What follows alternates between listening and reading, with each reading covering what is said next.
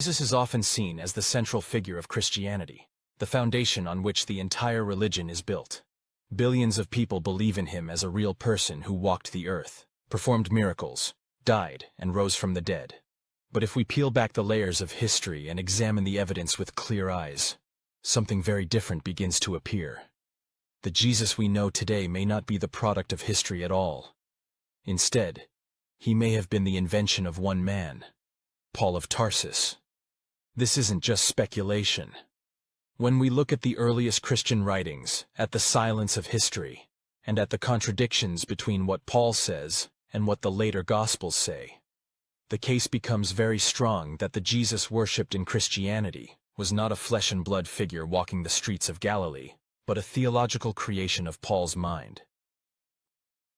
Let's start from a simple fact. The earliest Christian documents we have are not the Gospels.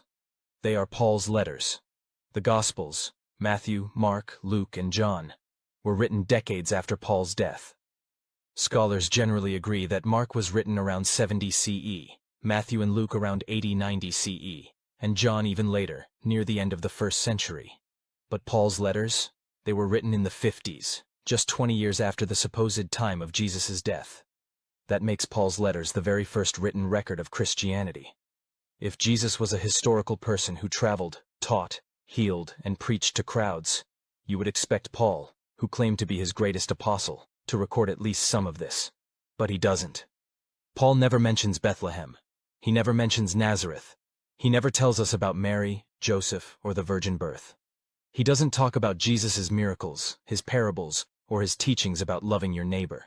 He doesn't describe the Sermon on the Mount, the feeding of the 5,000, or the raising of Lazarus.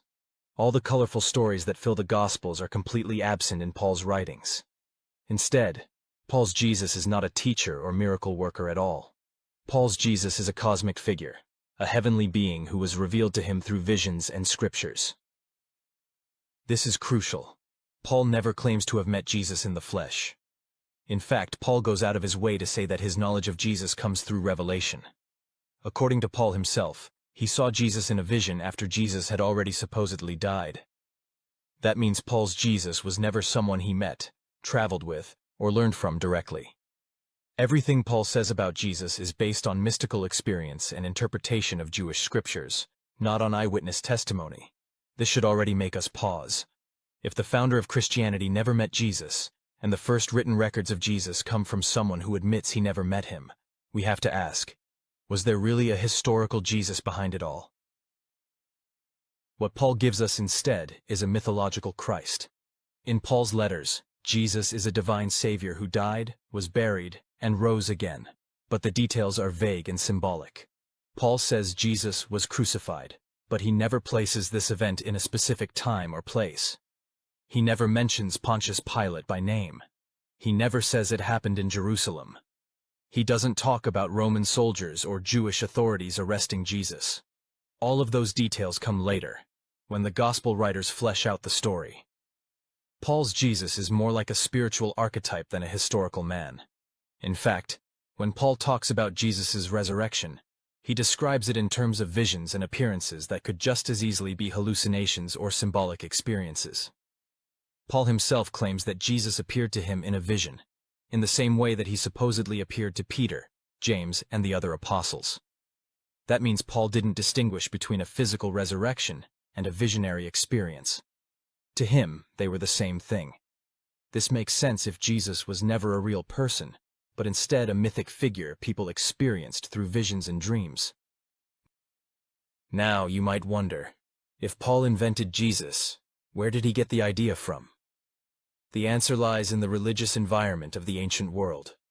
The 1st century Mediterranean was full of dying and rising gods. From Osiris in Egypt, to Mithras in Persia, to Dionysus and Attis in Greece, the idea of a divine being who suffers, dies, and then comes back to life was already very common. People found this type of story emotionally powerful.